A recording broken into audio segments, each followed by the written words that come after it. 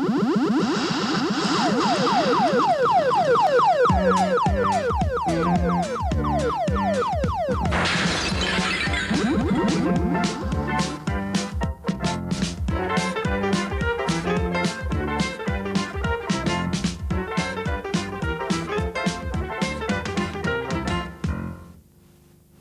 and welcome to the third edition of Chip In, our new series all about home computers and how they can change your life. Take Claire, an 8-year-old who was unable to communicate with the outside world until she learnt to use specially adapted computers. Or this man who daren't show his face even though as a computer software copyist he's committed no crime. Or runner Donna Hartley, who discovered that computer athletics can be just as demanding as the real thing. Or Jane Bird, who used to be a nice girl and is now our Chip In resident expert. But now, Chip In Challenge. But first, let's meet the families who are going to take part in this week's Chip In Challenge. The Hyams from Blackburn, which is my hometown, but I promise to be impartial, and the Pounders from Oxon-on-the-Wirral. And to start us off, we've got Tim Hyam and Annabelle Pounder playing our Chip In game, which is based on Xenon Raid. As I sit here in the Liverpool studio, I feel distinctly nervous because I know that only the nimble fingers of our contestants stand between us and certain destruction at the hands of the alien liverbirds. So it's fingers on buttons, 1 minute from...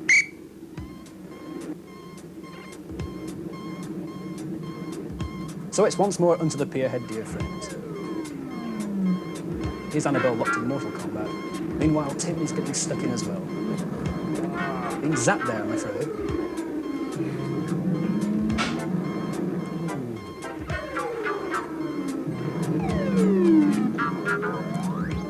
Annabelle's weaving and dodging, but it's all to no avail. Another life takes its place. That was a successful kill for Annabelle. Meanwhile, those alien liverbirds keep on coming. Unfortunately, rather effectively. Meanwhile, how's Tim getting on? As you can see, the score is at the top of the screen, and the fuel running out is registered at the bottom of the screen.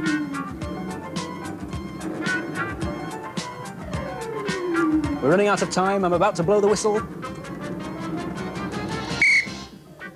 And looking at the respective screens, I see, good heavens, that Annabelle is the winner.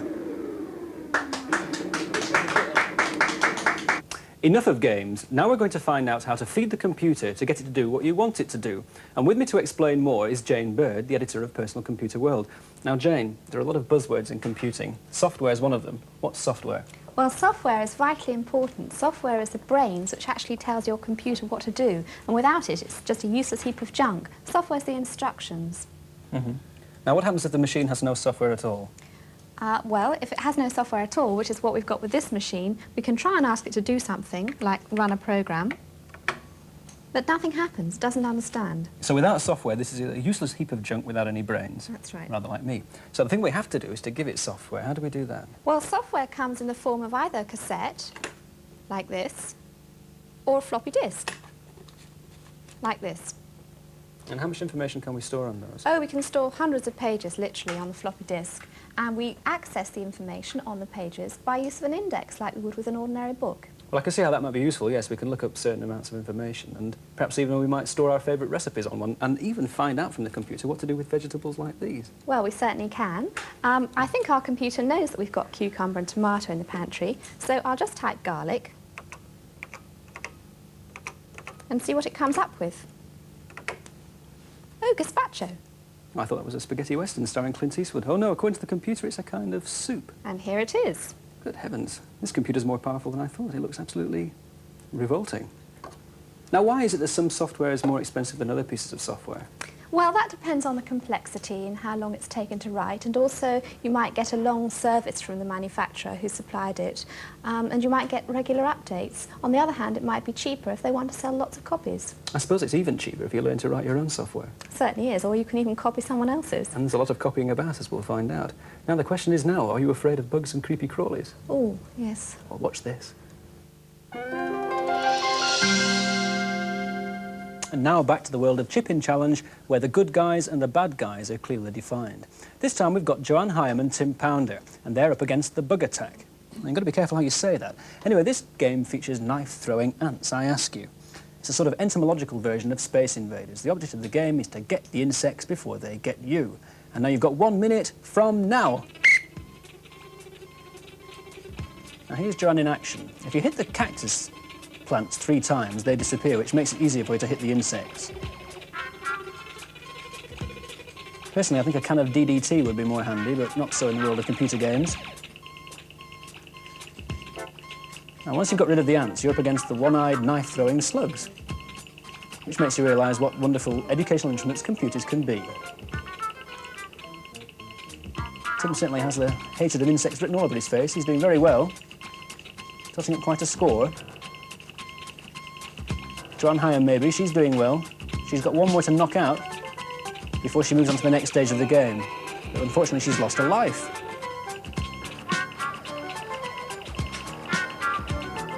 Now we're coming up to time-out, so you've got to zap as many as you can. Tim Pounder's onto the butterfly stage. I'm about to blow the whistle, so Joanne, make up any ground you can. It's time up, and the winner is Tim Pounder.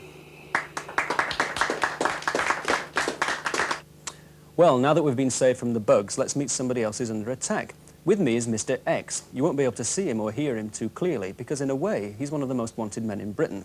Wanted, that is, by the big computer companies, because Mr. X copies computer games and programs for his friends. It's not a crime because, unlike video movies, there's no copyright on programs and games. But Mr. X knows that if he's caught, the consequences could be grave. So, Mr. X, what is copying?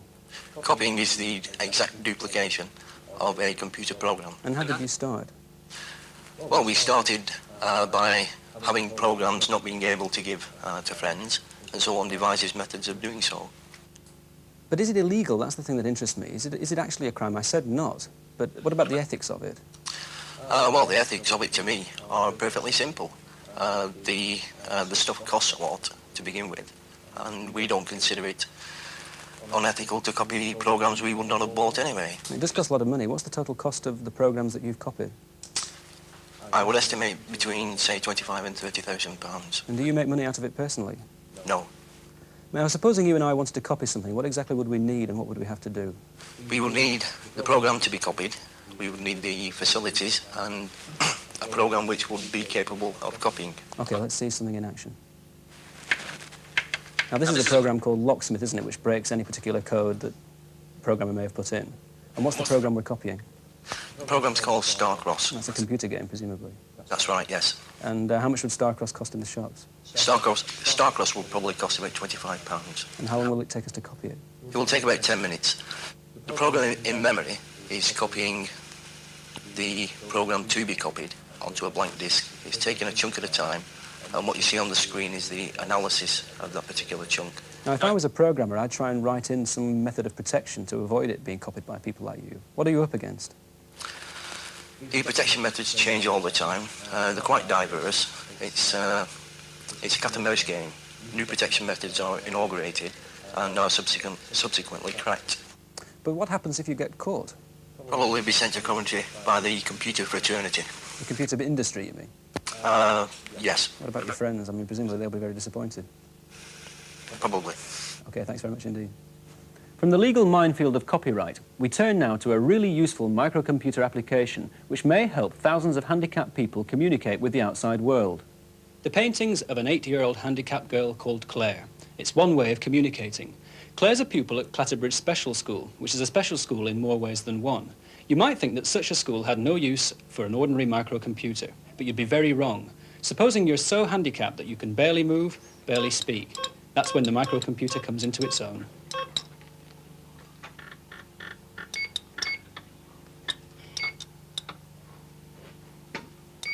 This application, devised by Alec Wood, was the first to give Claire Pinches the chance to write down her thoughts. She was born spastic, unable to speak, with only her head movements under control. The switch on the right moves the cursor across the alphabet. The switch on the left moves the cursor up. Claire finds the letter she wants, then taps the right switch again to print it. Claire's just finishing the word computer.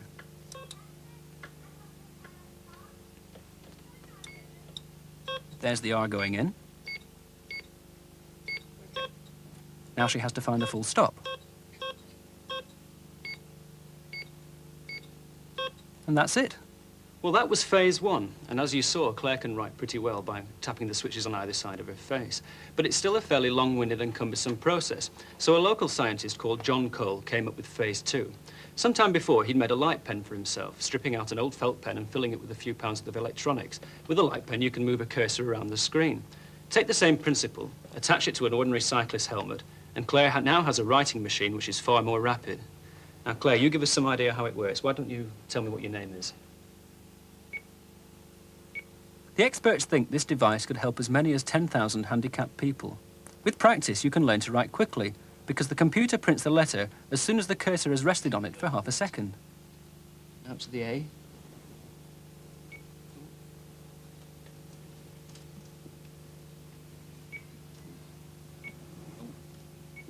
Okay, no, that's a P.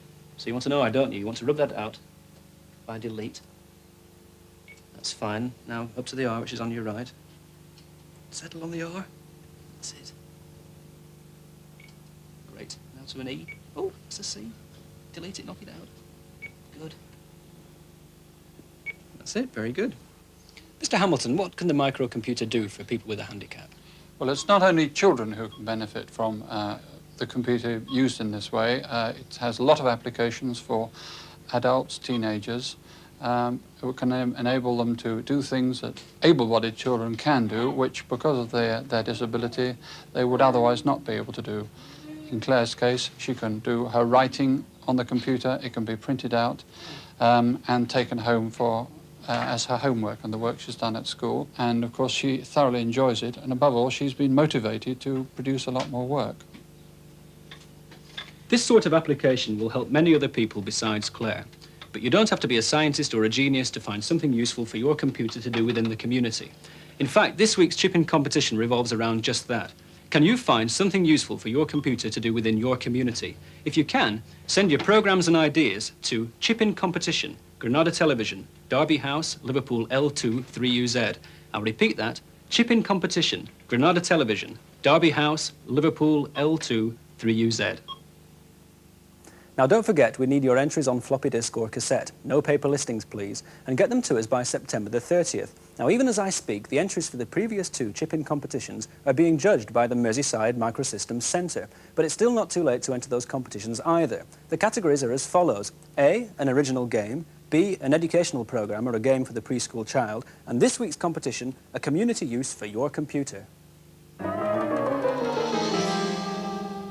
Well, now I've been joined by someone you'd probably associate with a sports programme rather than a computer programme. She's Donna Hartley, the runner, and she's volunteered to pit her wits against the computer and test the Olympic decathlon. Now, in the Olympic decathlon, you can take on the computer and play yourself, or you can play against a friend. As in the real decathlon, there are 10 events, including hurdling, the high jump, long jump, running, pole vaulting and shot putting. And just like real life, one small slip or a mistake in timing and down you go, just like that. Well, you may be all right, but anyone standing behind you in the shot put is put in severe danger. Now, Donna and I are going to play the first event of the decathlon, which is the 100 metres dash. I'm going to move up to, well, I have moved up to the start. Donna's going to join me. Then we wait for the gun. Donna's finger's looking in good condition. I think she's been taking illegal stimulants. She will be tested by the company doctor afterwards. I'm marginally in the lead. I think I'll slow down and be gentle. Oh, your running style's dreadful. It's my two-finger typing has paid off. And you've beaten me. Hey, hold on. Very good. No, I've beaten you, haven't I? Yeah, but that's not what happened on the screen, was it? 12.6, that's a good time. You won. 15.7. Said your running style was The Olympics, awful. here you come. Well, the controversial result of the 100 metres dash has led to a steward's inquiry and I may well be disqualified. But now Donna's on her own because she's going to throw the javelin, thanks to the computer. Now, the thing is to get some speed up, isn't it, by running with the two fingers at the bottom of the keyboard? Yes, this is it. It's difficult to get them both moving at the same time, but the end result is, of course, getting the javelin as far as you can. Yes, the important thing is the angle of trajectory, isn't it? And there it goes. Yes, the picture changes. It's quite a good throw. Oh, it's a very good throw. 48.6 metres. There we are. Is that good enough to get in the Olympic team? Not quite, but another couple of practices and I might just do it. Now, what do It's you not think? bad. What do you think of this? Do you think it's fun? Yes, I really have enjoyed playing with the computer. It's been really good. Do you think it'll ever replace standard athletics? Oh, no. I don't think so. It comes up a vision of the future, doesn't it? Everybody with very large heads and brains and no arms and playing sport thanks to the computer. But it really is good fun, and I'm sure anybody who has this game will have an awful lot of pleasure out of it. I wonder if Daley Thompson could improve his performance if he had a go on it. He might do, yes, he just might. But mind you, he's so good, I don't think he needs to improve at all at the moment. Is a computer the kind of thing that you'd buy personally? Well, to be perfectly honest, I haven't really thought about buying a computer. But I think if I did have one, I would enjoy playing games like this, because it is good fun. But as regards buying one, I don't know yet. I'd have to think about it. Now, from computer athletics back to real athletics, you're currently in training, aren't you? Yes, I'm back in training after having an operation on my Achilles. I'm finding it very hard to get fit again, but my main aim now is to just get fit really for next year's Olympics and try and qualify. That's in Los Angeles, isn't it? Los Angeles, and it'll be my 4th, so if I make it, it'll be... That'll be nice, wouldn't it? Yes, yeah. How many seconds then do you have to knock off between now and 1984? Well, certainly at the moment, the way I'm running now, I've got to knock off about 3 seconds off my time, which is quite a lot, because I really am not fit at all, and I'm finding it very hard, because, of course, before I had my operation, I was fit and everything was easy, and now it isn't, and for the first time in my life, I'm having to really struggle, but that's part of it. That's part of the challenge, is getting back, and I'm enjoying it. This is one of the blessings of the computer game, because if you fall flat on your back in the high jump, it simply says, ouch, that hurts. You don't actually have to put up with the pain yourself. No. I wish it was as easy as that in real-life athletics. Well, good luck for 1984, Donna. Thank you. Thank you very much indeed. Thank you.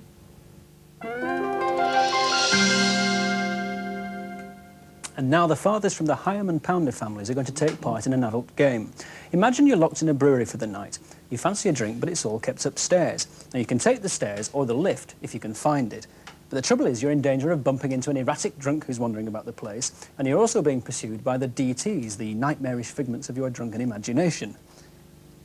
Now, both of them can bring you down to earth with a bump. So you've got a minute from now to get as high as you can.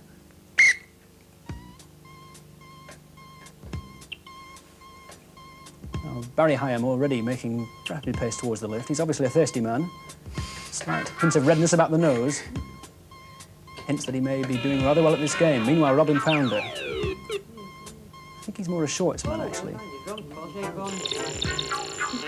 He's found himself about 5 floors up, the lift nowhere in sight, and he can only go down a ladder.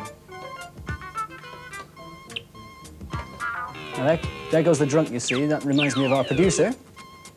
And unfortunately, he's bumped into the drunk, and there he goes, down to earth. With a bump. Meanwhile, how's Barry Hyam getting on? He's heading up, but the lift has now appeared downstairs.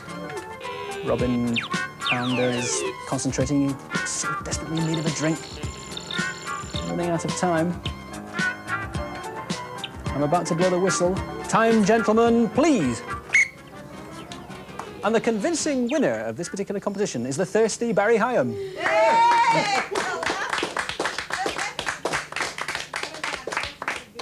And so another mind-blowing chip-in challenge comes to an end. How can I stand all this excitement each week? Well, at least that's what it says in the script. But it's time to present the prizes. Now, even though the Pounders won 2 of the games, my computer-like mind tells me that the result is a draw. So I'm going to present the first prize to Annabelle for the Pounder family and to Joanne for the Hyam family. Congratulations. That's all from us for today. We'll be back next week with yet another unusual look at home computers.